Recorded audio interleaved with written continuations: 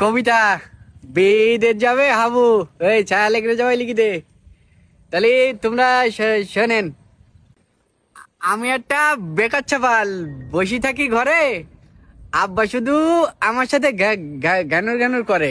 প্রতি সপ্তাহে বাজার করতে পাঠাই দেবে হাটে। বলছি আবার কালকিতে জন দিকে জামাটে, তাহলে রাগ হয় না? হ্যাঁ ভাই, তুই কি করতি?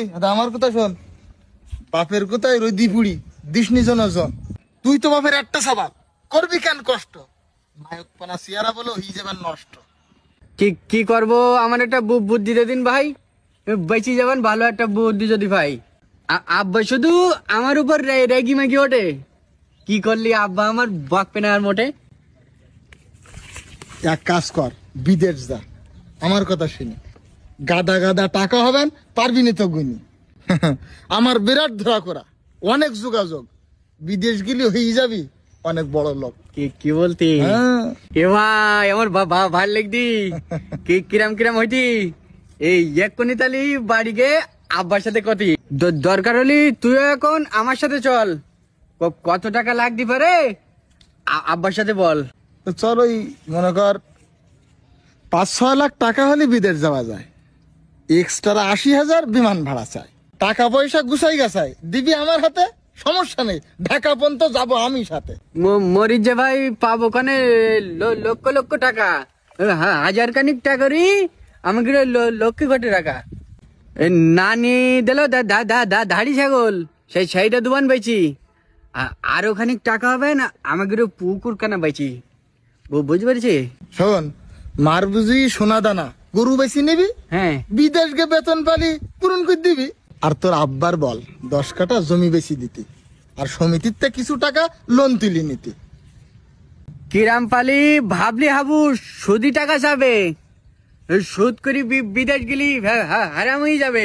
সুদির টাকা জীবনেও নেবো না তো ভাই, মরে গেলে আমি যদি জাহান্নামে যাই। ভাবতাম আমি হাবু মনে হয় একটু পাগল পানা, ইসলামী গান দেখতে চাচ্ছে হাবুর অনেক জানা। আচ্ছা হাবু, যেভাবে পারিস টাকা জোগাড় কর, টাকা দিলি ভিসা পাবি 10-12 দিন পর। আমি গেলাম। তাহলে টাকা দিলি ভিসা দিবি? ঠিক আছে ঠিক আছে। আবির সাহেব আমার সাথে দেখা করে রোজ, টাকা দেওয়ার পরে তোর পাতি নিতে খোঁজ। জায়গা জমি বেশি আমি দিছি টাকার কাড়ি। আজ বিকেলে যাবো আমি আবিদিকের বাড়ি, ওর পালি ওর গুলি মার দেবো ওর। খালিদ বল। এ ভাই, ওই আবিদ দালালের দেখেছি নাই, আমার কাছ থেকে টাকা নিয়েছে 2-3 মাস আগে। এই এখন আমার দেখলি পার পিছন থেকে ভাগে। টাকা দিছি ওই দালালের, কাজ তালি হই দেখলাম ও বাগানের মধ্যে চুপ করে বসে রি।